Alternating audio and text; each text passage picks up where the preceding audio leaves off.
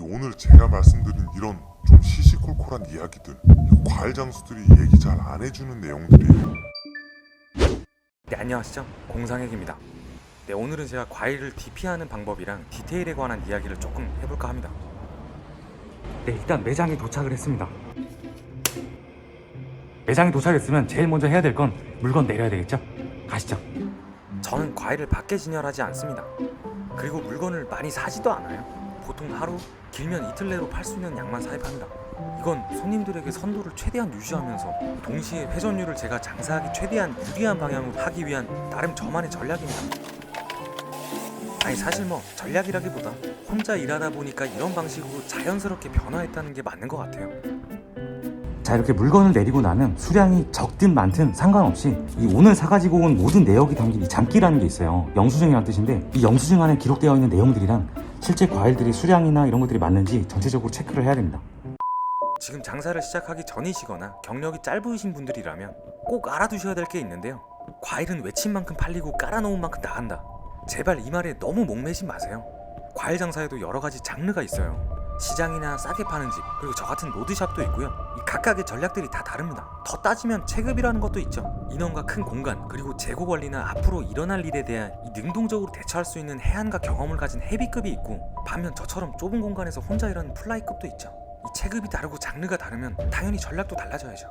이 유튜브에서 얻는 정보 너무 맹신하지 마세요. 그 사람들 전부 다 헤비급이에요. 자기한테 맞는 전략? 이건 수없이 되어보고 과일 버려가면서 조금씩 개선하다 보면 점점 자기한테 딱 맞는 맞춤형 전략이 생길 거예요. 인터넷? 유튜브? 1년 동안 과일 장사를 글로, 눈으로 배운 사람보다 일주일 경험한 사람이 훨씬 많이 알아요. 장사 거저 먹으려고 하지 마세요. 쉽게 생각하지 마세요. 어렵게 생각하고 겸손한 마음으로 접근해보세요. 쉽게 생각하면 쉽게 망합니다. 제가 감히 단언컨대 동네의 허름한 과일 장수도 다 자기만의 방법이나 노하우가 있고 피눈물 한 바가지씩 흘린 사람들일 겁니다. 절대 하루아침에 될 수가 없어요. 근데 후발주자라고 돈 벌지 말라는 법도 없어요. 아직 경험이 아예 없으신 분들도 1, 2년 안에 저뿐만이 아니라 인터넷에 검색만 해도 나오는 유명한 사람들보다 더 성공할 수도 있어요. 잊지 마세요. 경험 그리고 겸손, 이거 두 가지만 잘 지키다 보면 돈이 됐든 사람이 됐든 무조건 얻을 수 있습니다.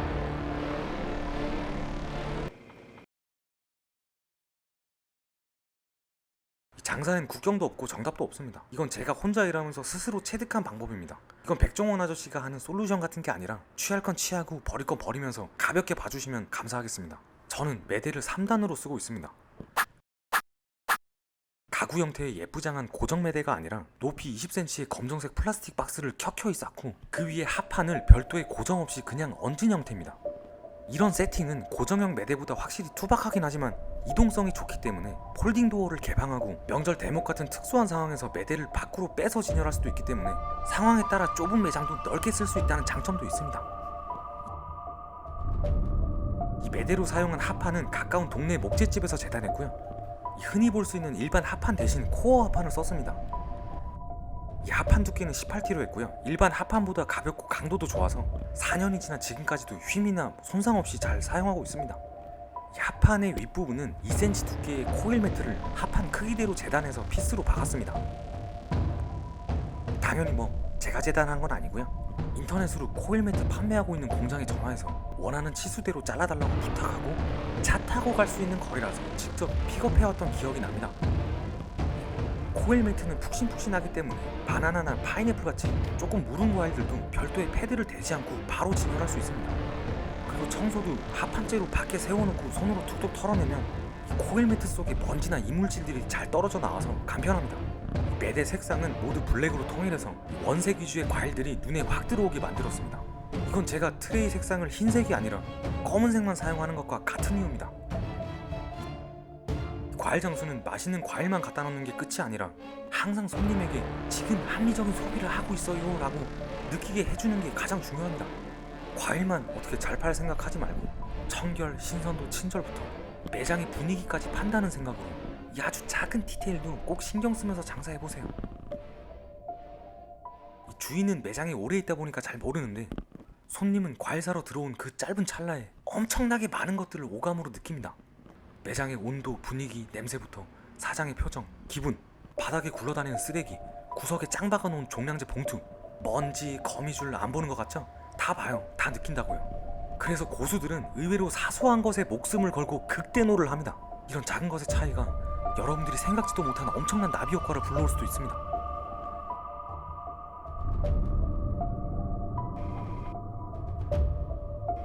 여러분들이 가장 쉽게 적용할 수 있으면서 동시에 가장 많은 사람들이 간과하고 있는 내용인데요. 인사, 청결, 그리고 돈 관리, 바로 세 가지입니다. 인사는 손님이 나갈 때 하는 인사를 말합니다. 손님이 들어오실 때 인사는 당연히 잘해야 되는 거고요. 손님이 계산을 마치고 나가실 때 아주 공손하게 인사하는 걸 말합니다. 이게 자연스럽게 몸에 배면 매장에 손님들이 북적북적할 때도 나가는 손님의 뒷모습에다가 꾸벅꾸벅 습관처럼 인사를 하게 되는데요. 이게 아무도 안 볼 것 같고 정말 별거 아닌 것 같지만 아니에요. 매장에 있는 모든 사람들에게 단 1초 만에 응대 태도를 각인시킬 수가 있어요. 그리고 청결. 여기서의 청결은 매장의 청결이 아니라 몸의 청결입니다. 복장은 편하지만 최대한 깔끔하게, 특히 신발에 신경을 안 쓰시는 분들이 많은데 신고 있는 운동화 늘 새 것처럼 관리해서 신어보세요. 이 진짜 깔끔하고 정갈한 신발이 의외로 손님들한테는 엄청 눈에 잘 띕니다.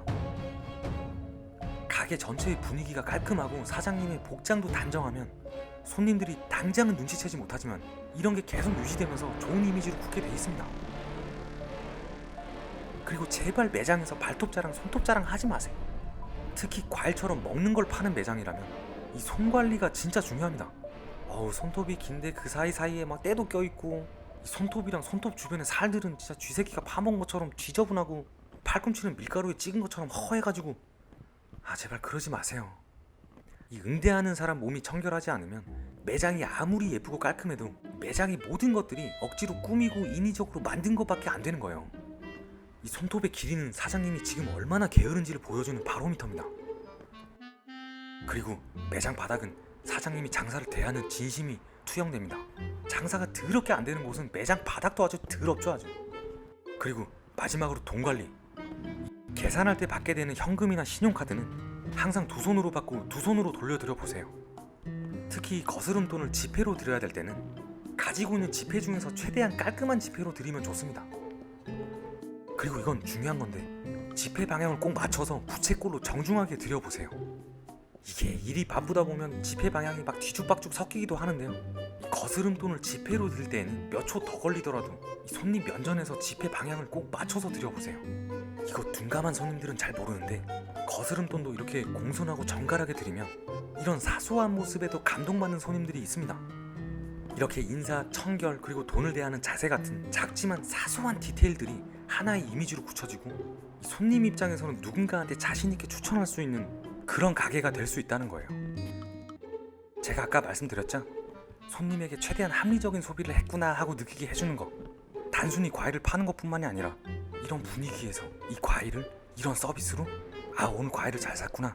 행여나 과일 가격이 다른 곳보다 비싸더라도 이 사장님이 신경 쓴 이런 아주 작은 디테일들이 손님에게 합리적인 소비를 했다라고 느낄 수 있도록 해준 거예요. 개소리하고 있네 라고 생각하지 마시고 저 믿고 한 번만 해보세요. 이 디테일이 주는 힘을 한 번이라도 느껴보면 제가 말씀드린 것 말고도 아주 많은 것들이 바뀌고 적용돼 있을 거예요. 디테일이 밥 먹여줍니다.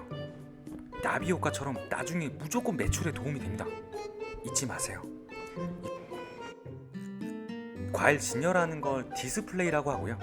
DP, 진열, 세팅 그냥 다 같은 말입니다. 사실 DP는 이게 정답이다라는 게 없어요. 자기가 갖고 있는 매장 환경에서 과일을 가장 돋보이게 만드는 작업이기 때문에 1000명의 과일 장수가 있으면 1000가지의 다른 DP 방법이 나오는 게 바로 이 디스플레이입니다. 그래도 이 DP에 있어서 많은 장사꾼들에게 공통적으로 적용되는 부분은 색과 가격을 이용한 DP입니다. 이 색을 이용한다는 건 이 과일이 가진 원색의 어떤 직관적인 색깔들이 진열 대형에서 서로 묻히지 않도록 알록달록하게 배열하는 걸 말합니다. 빨간 토마토 옆에 노란 참외, 빨간 고구마 옆에 노란색 오렌지, 뭐 이런 식이에요. 쉽죠? 이 손님에게 짧은 시간 동안 최대한 많은 과일이 있다는 걸 인지시켜 주는 거죠. 만약 이렇게 노란 과일끼리만 붙여놓으면 과일 종류들이 한눈에 안 들어옵니다. 구색이 많은데도 불구하고 풍성하지 않다고 느낄 수 있어요. 색은 최대한 서로 대비되게. 그리고 조명을 받는 주인공은 과일이 되면 좋아요. 매장 전체를 아주 밝게 할 필요도 없어요. 요즘 예쁘고 화려한 과일 가게들이 아주 많은데 가게 내부 인테리어에 돈 쓰고 공들이는 것보다 오늘 준비된 과일들을 어떻게 효율적으로 배치할지 끊임없이 연구하는 사람이 진짜 현명한 사람이에요. 지금 과일 장사로 돈 많이 벌고 있는 제 지인분들 매장만 봐도 화려한 인테리어, 예쁘장한 소품들, 진열장 이런 걸 갖춘 매장은 정말 단 한 군데도 없어요. 그냥 맨바닥이거나 아니면 언제든지 가게를 텅 빈 공간으로 깔끔하게 비울 수 있는 가게들이 대부분이에요. 그냥 계산대만 덜렁 있어요. 공간이 돈이에요. 이건 장사를 해본 사람이면 다 알 거예요. 계절에 따라 수박이든 복숭아든 파레트째 떠와서 아주 많은 양의 과일들을 산더미처럼 DP할 수 있어야 되거든요. 그럼 평소보다 물건이 아주 대량으로 들어와야 하는 명절도 마찬가지고, 그 외에도 여러분들이 과일 장사를 한다면 무조건 할 수밖에 없는 여러 가지 공동구매나 세일, 행사 같은 이벤트를 할 때 이런 공간 활용 여부에 따라 매출액도 많이 차이가 날 거예요. 물론 돈이 많으셔가지고 좋은 위치에 넓은 과일 가게를 할 수 있는 여력이 있으시다면 정말 하고 싶은 대로 다 해도 상관없어요. 근데 저처럼 좁은 공간에서 시작을 해야 된다면 제가 지금 말씀드린 이 공간에 대한 부분도 꼭 유념해 보세요. 이게 저한테도 누가 이렇게 알려줬으면 시행착오가 없었을 텐데, 저도 4년 장사하면서 집기류 엄청 갖다 버렸습니다.